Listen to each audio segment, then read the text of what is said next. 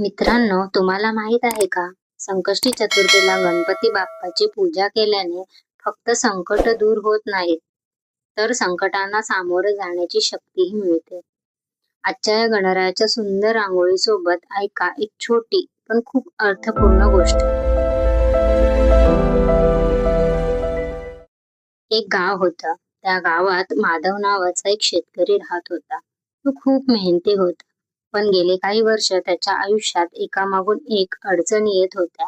कधी पिकाचं नुकसान, कधी पैशाची तंगी, कधी घरातील चिंता. माधव खूप निराश झाला होता. एक दिवस संकष्टी चतुर्थी होती. गावातील मंदिरात गणपती बाप्पाची पूजा सुरू होती. माधवही तेथे गेला. त्याने गणरायासमोर हात जोडले आणि म्हणाला, बाप्पा, माझी सगळी संकट दूर कर. तेवढ्यात मंदिरातील वृद्ध पुजारी त्याच्याकडे आले.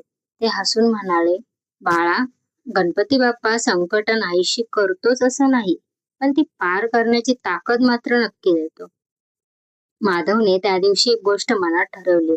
हार मानायची नाही, प्रयत्न करत राहायचं आणि गणरायावर विश्वास ठेवायचा. हळूहळू परिस्थिती बदलायला लागली. अडचणी पूर्णपणे संपल्या नव्हत्या, पण माधव बदलत होता. आता तो संकटांना घाबरत नव्हता, कारण त्याच्या मनात श्रद्धा होती.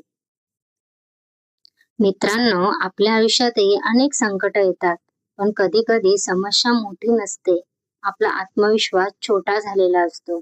तुमच्या आयुष्यातील एखादं संकट तुम्ही कसं पार केलं ते मला कमेंटमध्ये नक्की सांगा. संकष्टी चतुर्थीचा खरा संदेश हाच आहे.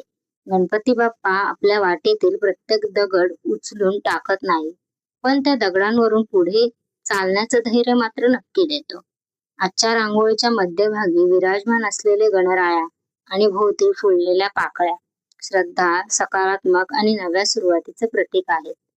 जर तुमचाही गणपती बाप्पावर विश्वास असेल तर कमेंटमध्ये गणपती बाप्पा मोरया असे नक्की लिहा. व्हिडिओ आवडला असेल तर लाईक करा, शेअर करा आणि अशा सुंदर, सुबक, मनमोहक रांगोळ्यांसाठी आणि सुंदर विचारांसाठी माझ्या चॅनलला नक्की सबस्क्राईब करा. गणपती बाप्पा मोरया.